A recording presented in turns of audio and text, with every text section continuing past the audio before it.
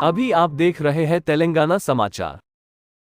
ఈరోజు కరీంనగర్ నగర కాంగ్రెస్ పార్టీ అధ్యక్షులు సుడా చైర్మన్ నరేందర్ రెడ్డి కోమటిరెడ్డి ప్రజాపాలన కార్యక్రమం లోక్సభ ఎన్నికల కోడ్ ద్వారా ఆగిపోయినందుకు ఈరోజు మళ్ళీ ప్రారంభోత్సవం చేశారు.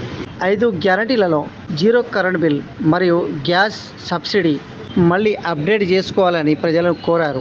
జీరో కరెంట్ బిల్ మున్సిపల్ కార్పొరేషన్లో 2 కౌంటర్లు మరియు మీ సేవా సెంటర్లలో గ్యాస్ సబ్సిడీని నమోదు చేసుకోవాలని సూచించారు. తెలంగాణ సమాచార్ ప్రతినిధితో వీరు వివరాలు తెలిపారు. పార్లమెంట్ ఎన్నికల కోడ్ ముగిసిన తర్వాత గత 2 రోజుల నుంచి ప్రజాపాలన మళ్ళీ ప్రారంభమైంది.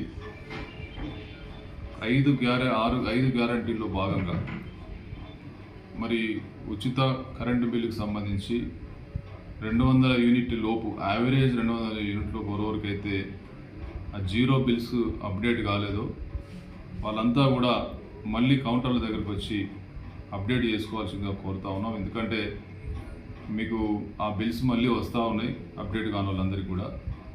అవి కట్టాల్సిన అవసరం లేదు, మళ్ళీ వాటిని జీరో బిల్స్ రావడానికి అప్డేట్ చేసుకోవాల్సిందిగా కోరుతా ఉన్నాం. అదేవిధంగా గ్యాస్ కనెక్షన్, గ్యాస్ సబ్సిడీకి సంబంధించి 500 రూపాయల సబ్సిడీ మీకు రావాలంటే దాన్ని కూడా అప్డేట్ చేసుకోవాల్సిందిగా కోరుతా ఉన్నాం. ప్రజాపాలన ముఖ్యమంత్రి రేవంత్ రెడ్డి గారి నాయకత్వంలో మరి ప్రజలకు మంచి పాలన అందించాలన్నటువంటి ఉద్దేశంతో ఏదైతే ప్రజలకు ఇచ్చినటువంటి గ్యారంటీలు అమలు పరచడంలో భాగంగా వీటన్నిటి కూడా ప్రజాపాలన ద్వారా మీరు లబ్ధి పొందాల్సినటువంటి అవసరం ఉంది. కాబట్టి తప్పకుండా అన్ని సెంటర్లో మున్సిపల్లో ఈ జీరో బిల్కి సంబంధించి 2 కేంద్రాలు ఏర్పాటు చేయడం జరిగింది.